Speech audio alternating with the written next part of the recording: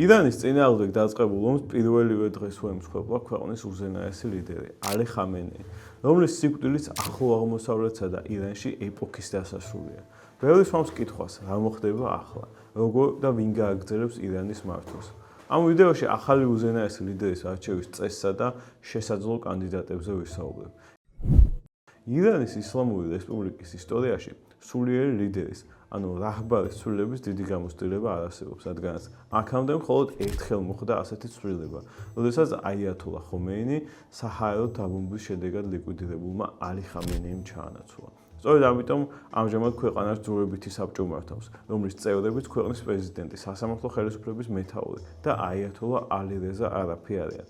მათ გარდა მნიშვნელოვანია ორი ფიგურა: უშიშროების საბჭოს მდივანი ალი ლარიჯანი და პარლამენტის სპიკერი ყალიბაფი, რადგანაც ისინი ყველაზე გავლენიანი პირები არიან ამ ვერტიკალში.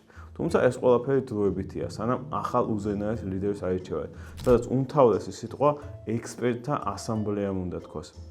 ირანის რთულ და სპეციფიკურ მმართველობის სისტემაში 88 სასულიერო პირისგან შემდგარ ექსპერტთა ასამბლეას ერთადერთი მოვალეობა აქვს: ახალი უზენაესი ლიდერის არჩევა.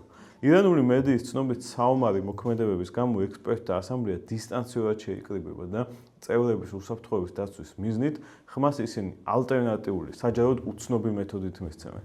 მათ მიერ არჩეული პირი დიდი აიათოლა მარჯაე თაყლიდ უნდა იყოს, რომელსაც დახურული პროცედურით აირჩევენ, სადაც სავარაუდოდ კულუარულ შეთანხმებებს დიდი მნიშვნელობა ექნება. თუმცა ყველაფერი აქ არ მთავრდება. არაფორმალურად ამ პროცესში მნიშვნელოვან სიტყვას ამბობს ისლამური რევოლუციის გუშაგთა კორპუსი, რომლის გავლენაც ალი ხამენეის მმართველობის პერიოდში განსაკუთრებით გაფართოვდა. სამხედრო ელიტას პრაგმატული მიზანი ექნება: მხარი დაუჭირონ ისეთ ლიდერს, რომელიც მათ ინტერესებსა და გავლენას დაიცავს განსაკუთრებით ამ კრიზისული პერიოდის დროს. ყველაზე მოსალოდნელი შემცველი მოჯთაბა ხამენეია, აიათოლა ალი ხამენეის შვილი. მას დიდი გავლენა აქვს სპეცსამსახურებსა და გუშაგთა კორპუსზე.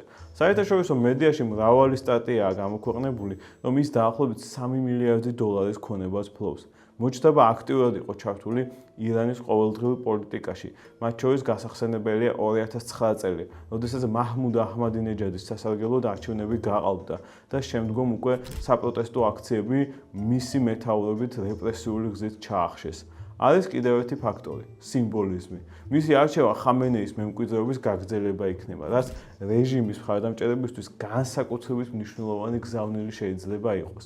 თუმცა სწორედ ეს შეიძლება იყოს ერთ-ერთი მნიშვნელოვანი პრობლემაც. ირანის 1979 წლის რევოლუცია ხომ სწორედ მონარქიის, ანუ მემკვიდრეობითი მმართველობის წინააღმდეგ მოხდა. შესაბამისად, მოჩდაბას უზენაეს ლიდერად არჩევა იმის წინააღმდეგ წასვლა, რასაც ირანის რეჟიმის იდეოლოგია ეფუძნება. მის გარდა განიხილება აიათოლა ალი რეზა არაფი, ირანის რელიგიური სემინარიების ხელმძღვანელი, რომელიც არსებითად ხამენეის კურსის გამგზავრებლად მიიჩნევა. ასეთივე ფიგურაა სასამართლოს ხელმძღვანელი ღოლამ ჰოსეინ მოჰსენ ეჯეი, რომელიც ქვეყანაში მიმდინარე სასტიკი რეპრესიების მხარდამჭერი და აღმასრულებელია.